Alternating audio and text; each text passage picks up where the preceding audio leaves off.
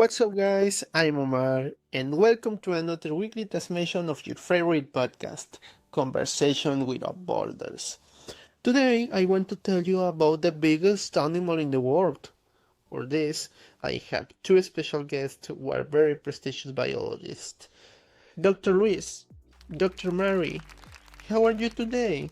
We're fine. It's a pleasure to be here with you. It's an honor. Thank you for being here. How was your trip? Are you enjoying your trip in Miami?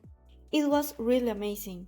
We come from Brazil, where we were doing an investigation in the Amazon, and we flew over the Gulf of Mexico. Yeah, it was incredibly large and so beautiful. And yes, Miami is so beautiful too. That's great. So, do you know what we'll be going to talk in this transmission? Yes, Yes, we know. We recently made an investigation about the biggest animal on Earth, the blue whale. they were 5 months of hard working, but finally we have already finished this investigation. I suppose that the experience was exciting, sharing time and knowledge. Could you talk us about your investigation? Of course, well, first clarify that they live in all the oceans of the world up to 90 years. I have been investigating these animals for a lot of time. I remember that the first thing that I saw about them was its measure. The blue whale can measure up to 30 meters. Do you know how big it is? I mean, it's amazing. Yes, like Dr. Mary said, this animal has a lot of characteristics that are difficult to say, only some of them. But another thing very interesting is that they weigh between 100 to 135 tons, but can weigh up to 170 tons. What? 170 tons and 30 meters? How do they live like that? They may be very slow, right? Usually, they swim at 20 kilometers per hour, but in case they are alarmed, they can reach about 50 and 60 kilometers per hour. Well, they are like 5 times faster than Michael Phelps. Their speed is very good for its weight and volume. Actually, thanks to its caudal fin, with which is propelled by pushing it from top to bottom using the thrust of water in its favor, in addition to its aerodynamic body. It continues to amaze me how they have the energy to live with 170 tons above. By the way, what and how do they eat?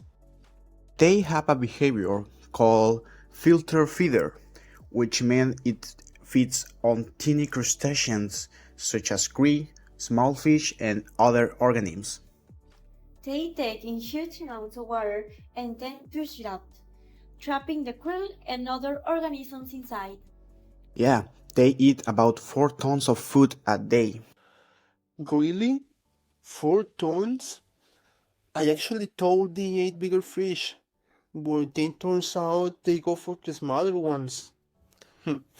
Well, we know what the blue whale is. Changing papers. Who is the blue whale's predator? Well, only killer whales are their natural threat. However, killer whales put fish and squid above their targets. Anyway, I consider that the blue whale has no rival because the killer whales have to attack in team to be able to fight with it. So, it's unrivaled in one-on-one fight. Cool. What's not cool is that it's in danger of extinction, right? I read that once. I have just tell you that. Let us tell you. All over the world during the 20th century, because of multiple countries, with the Soviet Union and Japan standing out, blue whales were being eliminated. And that it's because for their fat and oil was used as a base for cosmetics and especially as a lubricant for fine machinery. In 1946, the International Whaling Commission was formed, with which this problem was reduced a little. But in 1950, they continued again and suggested more problems, such as environmental pollution and the climate change. Fortunately, in 1986, new policies were made together with the UN that almost completely stopped this problem, being the protection of the oceans more regulated. But three countries have not joined yet: Ireland, Japan, and Norway still own whales. It's very important to spread this information because everything is in our hands. So speaking of caring for whales, this podcast is sponsored by Whale and Dolphin Conservation, WDC, an organization dedicated to the protection of whales and dolphins that has been creating safe seas for it since 1987. You can be part of this by donating through their website. We have left the link in the description. But now, let's calm down a bit with their hunting. To conclude, let's talk about something calmer. Do they have friends? I've heard they communicate through waves, something like that. Well, the blue whales are usually alone, but sometimes they get together to inhabit some space with plenty of food. And yes, they communicate through powerful high frequency sound. Listen.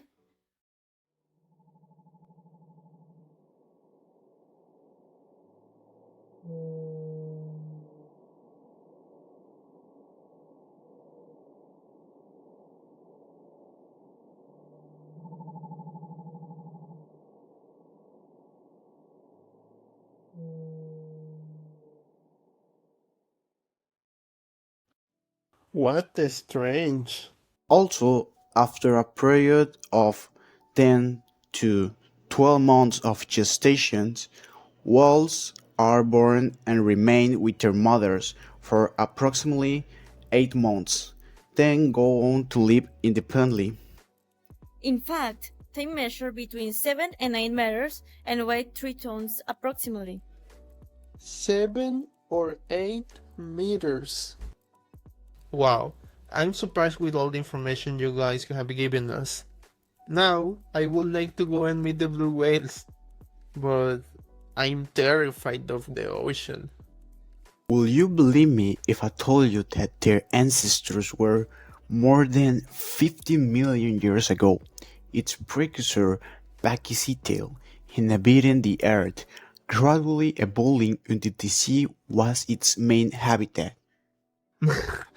Hold on, even if the firewall you don't stop giving interesting facts. And there's a lot more information to tell. Yes, if you want to know more, you can go to the doctor's social networks, which are... Dr. Lewis from Ocean Odyssey. And Dr. Mari from Biology in the Dark. Before we leave, what are you going to do now? We are going to go to Canada to do some research. Really? What about? It's confidential. Well, without further ado, we say goodbye. See you next week with another transmission of Conversation Without Borders.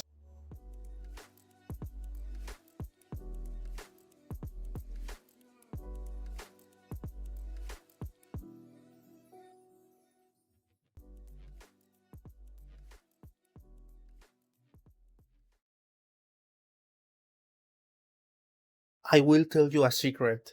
Blue whales aren't really blue. Let me know in the comments what color they are. The first 5 persons of each platform will be participating in a surprise giveaway. Goodbye.